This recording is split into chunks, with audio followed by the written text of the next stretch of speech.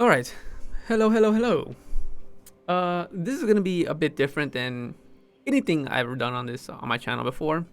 I usually play games or maybe watch something, but I kind of want to just talk about this movie that I've recently seen, and I'm sure I have it in my title. It is gonna be two movies, that being To Me, the One Who Loved You, and the other being To Every You I Loved Before. And I don't know why. I just kind of want to talk about it because it's an interesting movie. And I guess I should put this in the beginning, but spoiler alert: I am going to be talking about the films and everything that happens in them. So if you want my recommendation to watch it, go watch it. It's a fun time. It's a fun time. Also, I just want to add this in right now.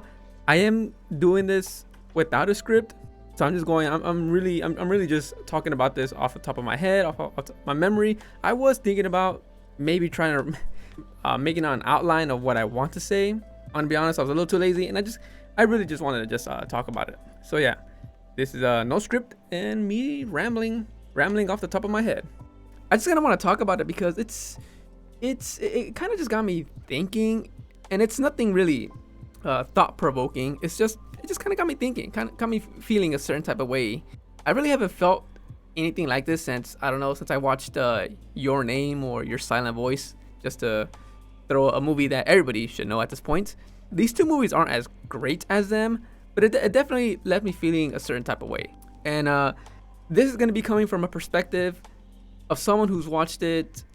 I guess also, to make this very, very simple, I'm going to refer to the movie To Me, the One Who Loved You, as film red because its poster it has like a pinkish cover, but I'm just say red because, red and blue, why not? And I'm gonna refer to the other movie, which is To Every You I Loved Before, as film blue because the poster is blue.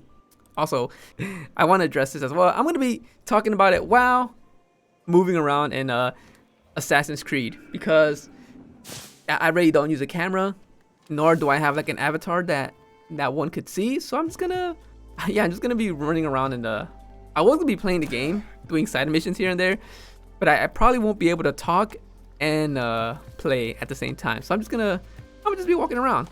Also, looks like I'm about to get attacked. So if I die, I die. Going back to the movies, like I said, I'm gonna be talking about it through someone who's watched the film Red first and then film Blue. And one of the big things about these movies is that I remember it being advertised as your experience would change depending on the order you watch this movie, because these two movies, I guess I should go through the synopsis, is about parallel worlds. So the main character, who is Koyomi, and how his life changed when he made his first big change, which was his parents got divorced. And one movie shows what happens when he went with his father, and the other movie is about when he went to his mother. And this is not like a review or anything. It's just me talking about it and what happens in the movie and just how I feel about it in general, I guess, which is gonna be very, very strange. Also, I've heard people saying that if you, depending on the order you watch it, you get like a happy ending or you get a sad ending. I don't necessarily believe that because the endings are they kind of end at the same point. But I do kind of understand why people think that way after watching the movies. I just don't truly believe it. I could see why they say that, but I don't, buy into it per se. And I did watch these movies about 2 weeks ago. I wanted to talk about them as soon as I saw them, so that it could be fresh in my mind. But my computer was having problems, so I had to put it off. But I still want to talk about it because I'm still thinking about it, and I think it's a really good movie that people should watch. Before I get into talking about the movies, I just want to add this here that I usually tend to watch a lot of stuff with my brother. We just like watching the same animes and movies, but this time we kind of watch these movies separately since the whole premise or the whole advertisement of this is your experience will change depending on your viewing order. One of my favorite colors being red, I watched the red film first, then blue, and my brother watched the blue film first, then red, and then we kind of talk about it. Right, so I want to start this by talking about, I guess, just what happens in a movie, and I apologize if my memory isn't great because, like I said, it's been a while. And I'm going to get the names mixed up. If I get the names mixed up, I apologize as well. Starting off with Film Red. And this was embarrassing as well. I think it happened near the beginning, but I must have missed it.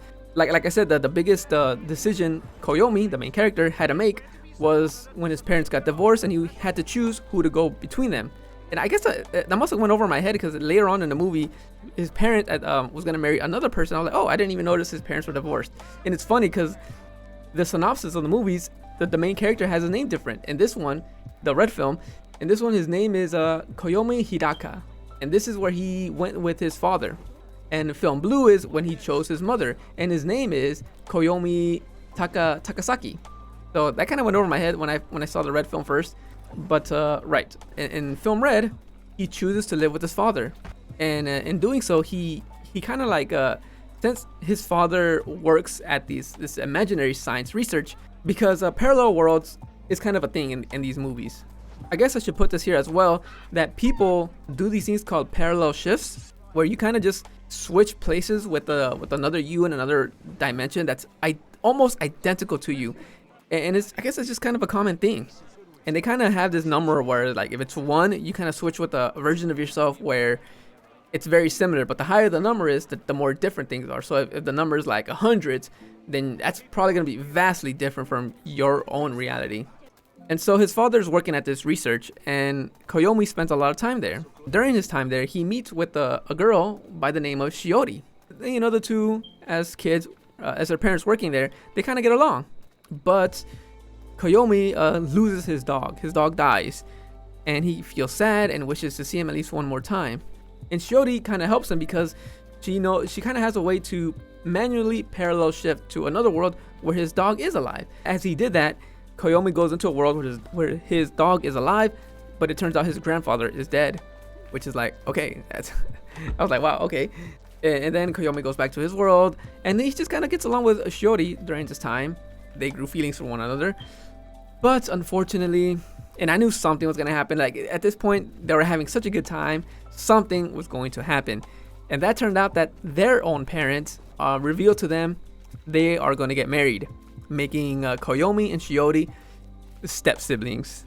And okay, at this point, I was like, no, I know this, and they're kids, they don't know what they're doing, they're kids, they don't know. But they decided to, initially they decided to run away, but they don't have no money, so they had to go back to their parents, obviously. But they had that machine to, I guess when they manually parallel shift, they call it optional shift. So they optional shift into a world where their parents don't get together. As they did this, Shiori unfortunately dies. And when they go back into their own world, as you would have guessed it, Shiori is declared brain dead because she's not alive, she's not moving. And Koyomi kind of blames himself for this. And I did not see this coming. I did not expect Shiori to die. At this point, Koyomi he's going to spend his entire life to try and fix this mistake. You know, years passed. Shiori was kind of kept like in suspended, and how would you say, suspended animation? I don't know. They were like manually pumping her heart because she was still technically alive. Eventually, her heart just kind of just stops as well, and she is declared dead. Koyomi desperately wants to fix this. He studies and tries to develop what is known as time shift, I guess, to shift into a time before they optional shifted, and you know, Shiori dies. As he's studying this, another woman comes into his life by the name of Kazune. And you know, Kazune, I don't know if they ever explained it why or how, but Kazune knows about Shiori, and I skipped this as well, but Shiori becomes a ghost. She's kind of just stuck at an intersection where she died, where she got ran over by a car.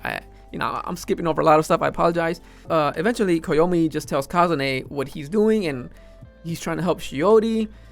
And he learns that he has been doing optional shifts at this point, and he learns that at every universe, he still sees her ghost, learning that their souls are kind of like binded in a way, because when they optional shifted at the day she died, they both went into the capsule together at the same time. So their souls are kind of linked in a way.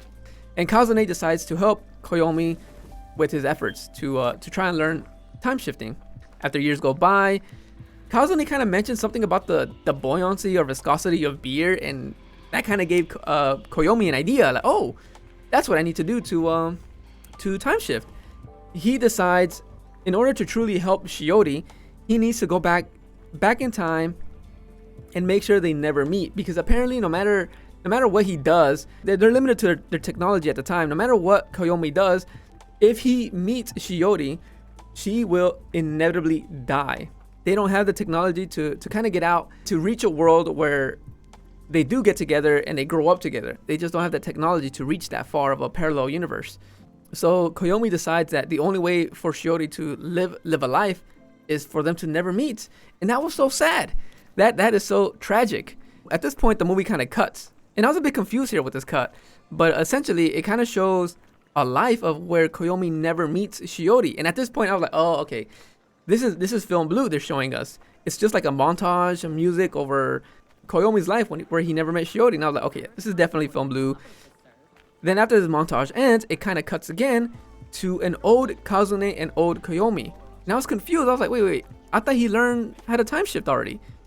But, I realized, okay, he learned how to do it, but he still needed to make the technology to actually do it. And so, yeah, it just spent decades. This is where we learned that if Koyomi does this, if he does this time shift, his body will basically be brain dead. He'll be in the same state that Shiori was. And Kazune, as you would imagine, at this point, it's also clear that Kazune loves Koyomi, but the feeling will never be mutual because I forgot to mention this. Koyomi was kind of becoming obsessed. I don't want to say insane, but he became so obsessed in trying to save Shiori that his whole life has just been trying to right this one wrong he did when he was a child, and he just his life just was dedicated to that, and it's kind of sad. And yeah, Kazune just was kind of mad at Koyomi because if he did this, he's gonna die, and she loves him. Kazune loves Koyomi, but she still helped him. And decades later, when they're old, he was ready. Before he actually does his time shift, old Koyomi, he goes to meet Ghost Shiori at the intersection where she died, and he tells her his plan. He plans to time shift, and essentially they never meet. They never grow together. And Shiori was devastated. She doesn't want a life like that. She loves Koyomi. They love each other, but there's just no way for them to stay together. And so at this point, Koyomi didn't want to see Shiori sad, so he makes a promise saying that they'll meet again, even in this world where they never meet. They'll meet again when they're older. So at that point they would have lived their lives. But it is sad because they'll never grow old together then. And this kind of gave Shiori a bit of light, a bit of hope, and she agrees. And so yeah, Koyomi does a time shift. And at this point, this is where the movie ends. And it's kind of cool how they did this because as he time shifts, his body kind of falls into what appears to be like the beer symbolism, that Kazune gave him, where the buoyancy of viscosity. He kind of just falls to the bottom of this liquid. At the same time, Shiori also falls down because their souls are linked and whatnot. And the credits are rolling, and yeah, he did it. He did it. They time shift. Then there's a post credit where an old Koyomi wakes up, and he has this a reminder that he has to go meet somebody at an intersection, but he doesn't recognize it. And I realized, okay, this Koyomi is the Koyomi that never met Shiori, and I never questioned it. But how did I know the answer now, but at the time I questioned it. Wait, how does he have a reminder of a promise he made of another version of himself in a different world? But we get an answer to that in film blue. But back to it, old Koyomi has this reminder to go see somebody at an intersection, and he goes, and he meets an old woman there. We don't see it, but he meets an old woman there, and it's implied that it is Shiori because she says a line.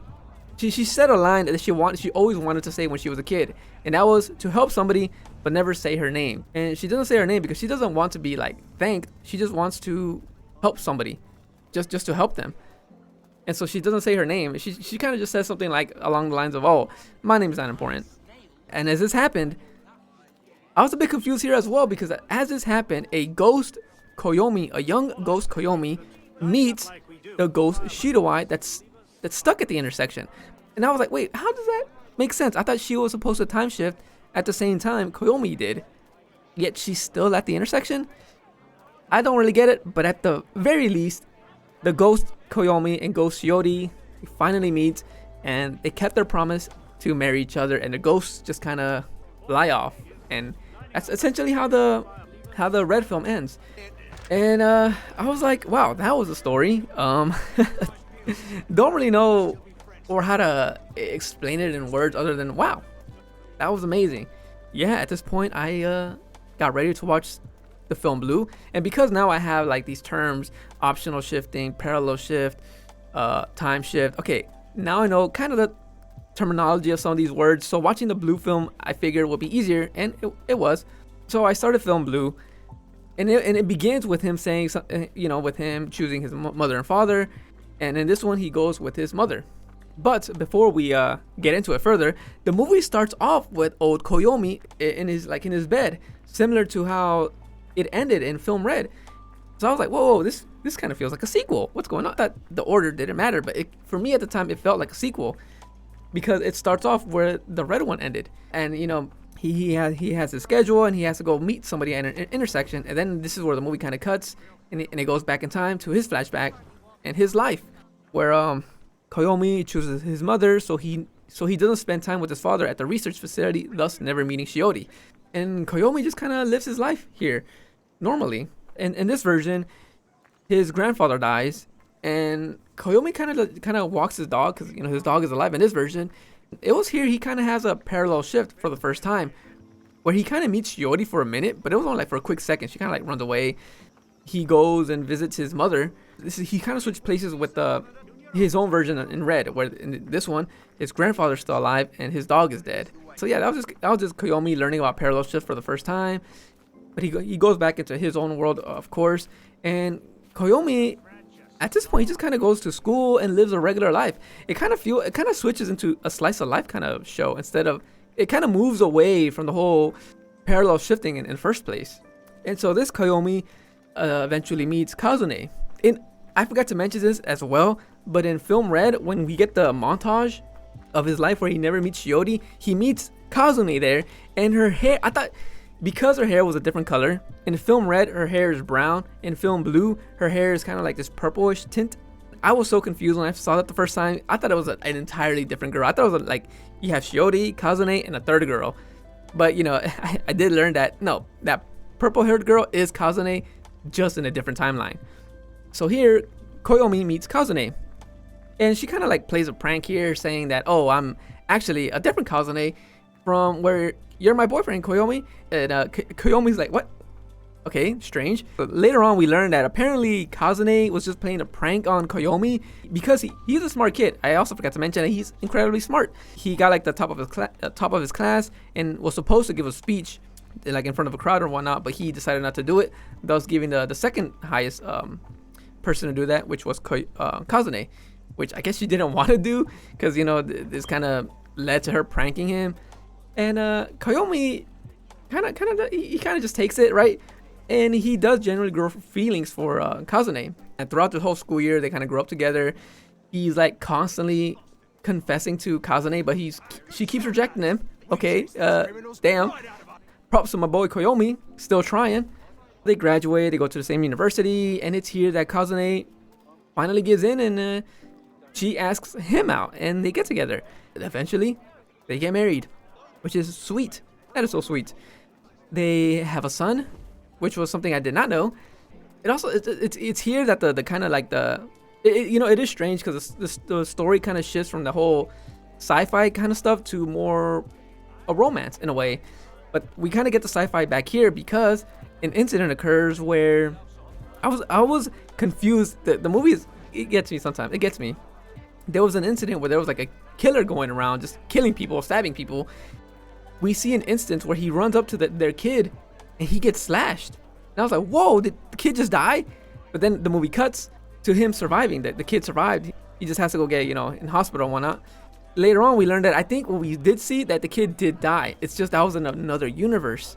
Because then Kazune, the mother, just starts acting weird. We learned that another Kazune from another universe is optional shifting into her because her son died and she just wanted to see her son again. Koyomi kind of just talks to Kazune and she made him accept that her son is dead, that the one she's visiting is not really her son. Despite all that, they just grow old together. They just kind of grow old together. It's kind of weird that in this film, it is more just of a simple romance. It is just a simple romance. And then we get to the ending of the film, and it is here that I guess I'll say Red Kazune is optional shifting into Blue Kazune, and she details him about what her version of Koyomi is doing, which is, Red Koyomi from Red Film. It is here where we learn that Red Kazune is telling Blue Kazune to make sure Koyomi keeps his promise to Shiroi.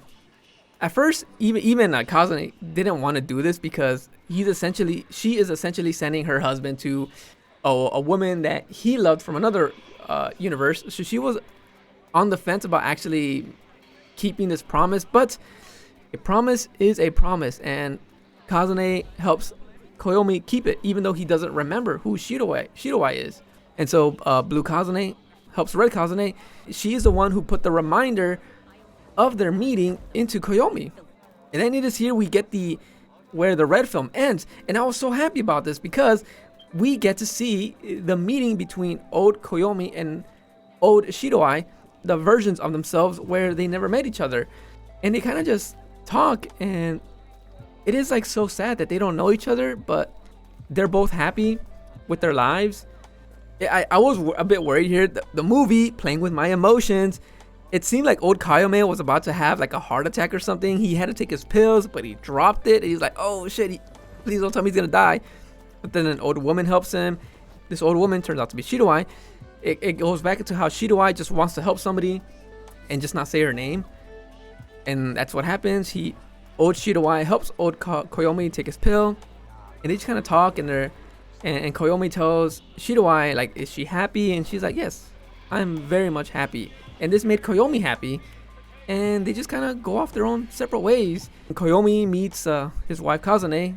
Turns out she was still worried, so she followed him, which is, reasonable, I would say. Yeah, and that just pretty much hits. Koyomi says a line here. I don't know if it was here at the end of the movie or it was before this section, but Koyomi says something along the lines of, if there's 100 versions of me and there's 100 versions of you, every version of myself would love you. Yeah, that's just like an example he's giving, but essentially he's saying that every version of himself loves his wife, right? It's kind of interesting that we get another movie where he doesn't love her. He had Kazune alongside him all this time, but he never loves her because he's so fixated on saving Shiori. So that's kind of like an interesting thing. And so yeah, that's just pretty much how the movie ends. Koyomi goes home and he just shows gratitude to Kazune, and it's just so sweet that he's happy in his life compared to Red Koyomi, where he wasn't sad, but he just was never truly happy because he spent his whole life trying to help this one person, and in the end he kind of just dies. it's so interesting.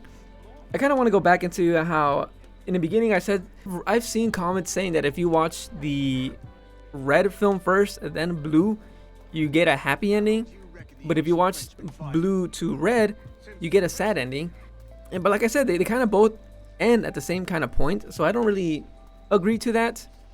Now, if you do ask me, if I were to say which film is better, just to like compare, I guess I do like the Red film much more than the Blue film, because the Red film, I guess before I get more into that, I just want to say, if you were to tell me a recommendation on what to watch, the Red film first or the Blue film first, I kind of think watching the Red film first and then Blue is the way to go, but that's just how I watched it. So I don't know if it's like bias talking here, because I asked my brother as well, who watched the Blue film first and then Red. I asked him if you would recommend someone which order.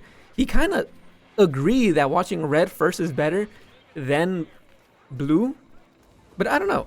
I want to get into more of that. There was a comment that I've read somewhere that I kind of agree with this, that if you watch the Red film first, so essentially watching from Red to Blue, it's kind of like the Red film it introduces a problem and a solution at the same time. And then the Blue film would be the result of that solution, or more to say, a result of that decision that he made. And then watching from Blue to Red, I would say is something along the lines of not really a mystery, but you know that there's something else going on. Because it feels like there's something missing in the Blue film. So I kind of want to dub it mystery, right? After watching the Blue film and then watching the Red film, you kind of just get the context of everything that happened in the Blue film. Now, the reason I think this is interesting is because you really would have no idea who the old woman would be at the end of the film. Sure, you might have an idea because right before the ending of the blue film, you also kind of get a montage of the red film. When Red Koyomi visits Blue Koyomi, you kind of get a montage of what happens in the red film. Similar to what happened in the red film, you get a montage of the blue film, which is kind of cool. You may have an idea who the old woman is at the end, but you just don't have the full context of it. And it's an interesting take that I didn't really think about until I kind of, like I said, I kind of read this somewhere, that if you watch the blue film first, you're essentially experiencing it the way Red Koyomi intended his decision to be in the red film. Because, you know, the whole point is that he never meets Shiori, so he never knows who he is. So if you're viewing the blue film for the first time, the audience doesn't know who Shiori is, just like how Koyomi doesn't know who she is. It's kind of like an interesting take that at the end of the film, when the viewer sees old Shiori and you just don't know who she is, that is the entire point and decision that Red Koyomi made in the red film, that you just don't know who she is, and you're not supposed to know because, well, that's the whole point. And I just think that's interesting. So then when you get to the red film and you get the whole context of it, it kind of just makes it all the more tragic that Koyomi just never got a chance to live a life with Shiori. And that's just so tragic. And now, after watching both films, their titles makes a little more sense, because you know, when I first read the titles, I was like, what does that really mean, right? What does that really mean? Like the film Red being titled "To Me, the One Who Loved You," the reference to me being Koyomi, and the one who loved you is Shiori, because he loved Shiori, but he was just never able to truly save her and both live together in a sense. While the blue film being titled "To Every You I Loved Before," like I said, the line where Koyomi loves every version of Kazune, because they were just kind of like meant to be. It is so fascinating. A movie I feel like everybody should watch. Whether you watch red to blue first or blue to red, I think your experience would be unique enough. But if you were to ask me, I would recommend watching red to blue. I just think that's the better viewing experience, because I know who Shiori is. And the decision that Koyomi makes, you kind of get the full weight of it when you watch the blue film, because that's the result of his decision. And you kind of get a payoff at the end when they meet each other. Koyomi and Shiori finally meet each other when they're old. Sure, they don't know each other, but they both lived happy lives, and I think that's enough. If you were to ask me, like, if I were to rate them, just a quick rating, I would give the red film like a 7 out of 10, and I'll give the blue film like a solid 6 out of 10. Both great. They're both great. And so yeah, a movie about parallel worlds and parallel shifting, optional shifting, time shifting, all that. It is such an interesting movie, and it's cool how they execute it. I don't know if I'll ever experience anything like this again. It was just kind of fun trying to piece everything together, and you know, the decisions we make and how our lives drastically changes. I don't know, man. It's just so fascinating how Koyomi's life is entirely different. I guess I also want to add this as there is also a different experience. Oh, look at this woman trying to get me. No. Let me walk away from the body before the guards find that. Oh shit. Okay, back to what I was talking about before I was rudely interrupted. Another interesting experience is caring about the females, because I find myself caring about Shiori far more than I care about Kazune, because in the red film, you meet Shiori first. You kind of see Koyomi's and Shiori's relationship kind of like blossom, and they're childhood friends, and it's tragic when she dies, and you kind of grow attached to her and feel sorry for her when she dies, and you're kind of rooting for Koyomi to save her. Then Kazune shows up, and yeah, she loves Koyomi, but at this point, I think if you watch the red film first, you're gonna care about Shiori much more. While if you watch the blue film first, you're probably gonna care about Kazune a lot more, because, well, that's Koyomi's crush, and they actually get together and grow up together. It's so sad that Shiori never just got that chance. And I was, you know, watching other videos, people talking about this, and I kind of see the general consensus is that Kazune is far better than Shiori. And after, you know, talking about the films like this, and myself just talking about it, I definitely see why people care about Kazune much more. She is great, man. She's great. She helped Koyomi kept his promise at the end, even though she was kind of like, I kind of don't want my husband meeting this other girl that he liked, but she still did it because, you know, to keep a promise. But it's also not kind of fair that Shiori just never grew up, man. She died while she was still a kid, and that's so sad. I also asked this with my brother, asking, "Oh, who do you care about more, Kazune or Shiori?" And he like found himself far more fond of Kazune because he met her first, or like as a viewer, he met her first. Just how I cared about Shiori more because I saw her first. So I think that's also an interesting take about who you kind of care more. You know, obviously I care about both of them, but you know who you care about a bit more. So yeah, that's essentially it. I felt like I had so much more I wanted to talk about, but now that I find myself sitting down and, you know, just walking around in the game, I kind of drawing blanks in my head right now. I know there was more I wanted to talk about this movie. I have been talking about for a solid 45 minutes, and my throat hurts. I'm not used to talking this long. I'm drinking water, obviously, but man, my throat hurts.